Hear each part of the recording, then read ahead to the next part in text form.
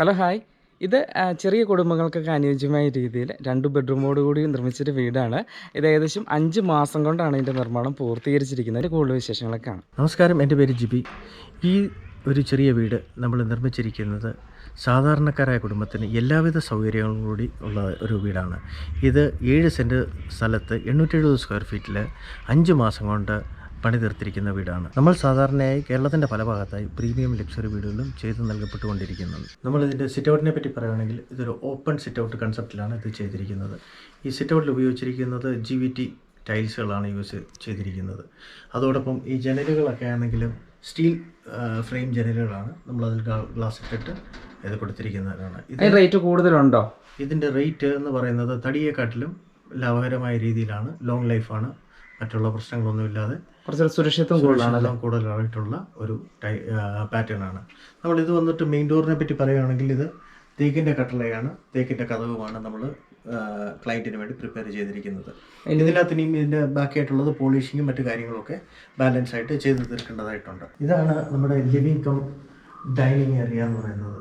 ഇതൊരു low budget വീടായതുകൊണ്ട് പ്രത്യേകിച്ച് ഇതിനൊരു പാർട്ടീഷനോ മറ്റു കാര്യങ്ങളോ ഒന്നും അറേഞ്ച് ചെയ്തിട്ടില്ല. പ്രത്യേകിച്ച് നമ്മളുടെ TV യൂണിറ്റ്സോ ഒന്നും നമ്മൾ പ്രൊവൈഡ് ചെയ്തിട്ടെങ്കിലും വോൾ മൗണ്ടായിട്ട് ചെയ്യാനുള്ള എല്ലാ ഇലക്ട്രിക്കൽ കാര്യങ്ങളും ഇതിൽ അറേഞ്ച് ചെയ്തിട്ടുണ്ട്. അതുപോലെ തന്നെ ഇതിൻ്റെ സീലിങ്ങുകളിൽ എല്ലാം നമ്മൾ സീലിംഗ് ലൈറ്റുകൾ, ഡൗൺ ലൈറ്റ്സുകൾ നമ്മൾ പ്രൊവൈഡ് ചെയ്തിട്ടുണ്ട്. അതുപോലെ തന്നെ നമ്മുടെ ഫ്ലോർ ടൈൽസ് ആണെങ്കിലും 2x2 വെർട്ടിഫൈഡ് ടൈൽസുകളാണ് നമ്മൾ യൂസ് ചെയ്തിരിക്കുന്നത്. അതുപോലെ തന്നെ നമുക്ക് ഇവിടെ പറയാനുള്ളത് ഒരു ക്രോസ് വെന്റിലേഷൻ നമ്മൾ പ്രൊവൈഡ് ചെയ്ത് കൊടുത്തിട്ടുണ്ട് ഈ ക്ലയൻറ്റിന് വേണ്ടി ഈ വീട്ടിൽ നിന്ന്. അതുപോലെ തന്നെ ഇവിടെ ഒരു ഷെൽഫ് നമുക്ക് ഫ്യൂച്ചറിൽ പ്രിപ്പയർ ചെയ്യത്തക്ക രീതിയിൽ ക്രമീകരിച്ച് കൊടുത്തിട്ടുണ്ട്.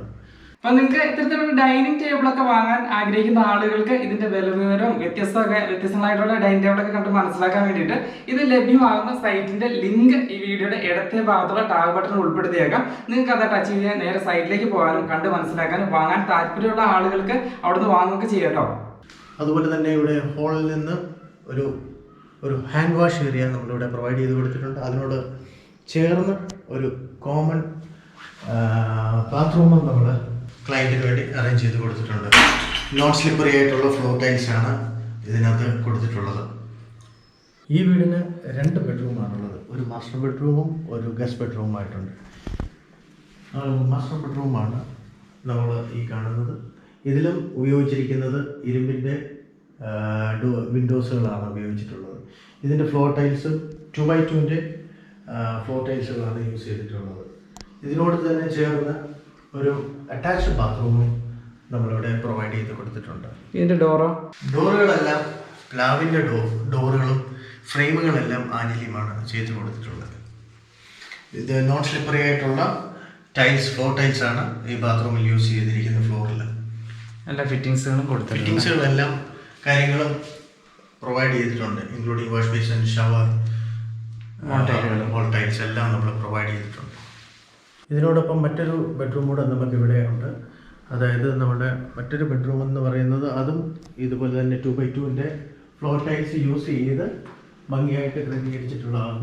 വേണ്ടി എല്ലാവിധ ഇലക്ട്രിക്കലും ലൈറ്റ് എല്ലാം ചെയ്ത് കൊടുത്തിട്ടുണ്ട്. ഫ്ലോർ ടൈൽസ് എന്ന് പറയുന്നതും 2x2 തന്നെ സെയിം പാറ്റേൺ ആണ്. ലിവിങ്ങിലും ഈ ബെഡ്റൂമിലും ഡൈനിങ്ങിലും യൂസ് ചെയ്യുന്നത് ഒരേ പാറ്റേൺ ടൈലുകളാണ് നമ്മളോട് ഫോളോ ചെയ്തുകൊണ്ടിരിക്കുന്നത്. ഇതിൻ്റെ ജനലുകളും ഈ പറയുന്ന പോലെ മെറ്റൽ സ്ട്രക്ചറിലുള്ളതാണ് നമ്മൾ ചെയ്ത് കൊടുത്തിട്ടുള്ളത്. ഇതിൻ്റെ ഡോറും പ്ലാവിൻ്റെ തടിയാണ്. ഡോറ് ഫ്രെയിം വന്നിട്ട് ആനിലിയാണ്. ഇനി നമുക്ക് കിച്ചണിലേക്ക് പോകാം. പോകുന്നതിന് മുന്നായി നമുക്ക് ഈ ഹോളിൽ ഒരു ചെറിയൊരു വാർഡ്രോബ് വെക്കാനുള്ള ഒരു പ്രൊവിഷനോടെ നമ്മളിവിടെ പ്രൊവൈഡ് ചെയ്തിട്ടുണ്ട്. ഡെക്കറേറ്റീവ് പീസസ് വെക്കാനുള്ള ഒരു ഏരിയ ആയിട്ട് ഇത് നമുക്ക് കൺവേർട്ട് ചെയ്യാവുന്നതാണ്. അതുപോലെ തന്നെ നമ്മൾ ഈ തരത്തിലുള്ള ബഡ്ജറ്റൈസ് വീടിന് ന്യായമായ സാധാരണ വലിപ്പത്തോടു കൂടിയാണ് നമ്മൾ ഈ കിച്ചൺ ചെയ്ത് വെച്ചിരിക്കുന്നത്. ഇതിനകത്ത് എല്ലാവിധ ഇലക്ട്രിക്കൽ സൗകര്യങ്ങളും ഉണ്ട്.